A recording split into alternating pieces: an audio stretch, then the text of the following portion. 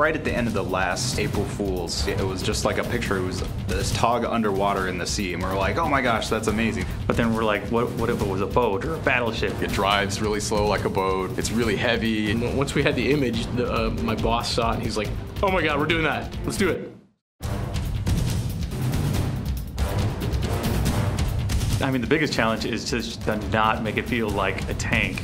To make the boat, we kind of had to throw gravity, throw friction, throw sliding out. And one of the guys wanted to try to see if it would actually float on regular water in a standard maps. Turns out it doesn't.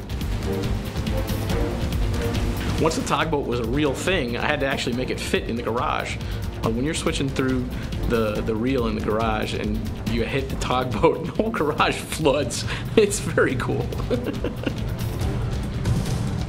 So the early version of the map was just flat water, but then the more that we played it, we found out that it was cooler to have these larger land masses that you could have these fights that you kind of circle around and dodge in and out of. The game mechanics are a lot different than normal matches, so it makes it a lot more fun and interesting. And then on top of that, you have like the arcing shots with kind of the strategic cam mode where you can kind of see above and pick where you're shooting. One of my favorite things to do is to try and bump somebody so I can actually try and tip them over as far as possible. So you can see that propeller sort of spinning underwater. The one thing is the audio, because a lot of it we kind of borrowed from World of Warships, which is kind of hilarious in itself. You can hear the wood creaking on the deck as the boat's turning. You hear foghorns in the distance, the seagulls.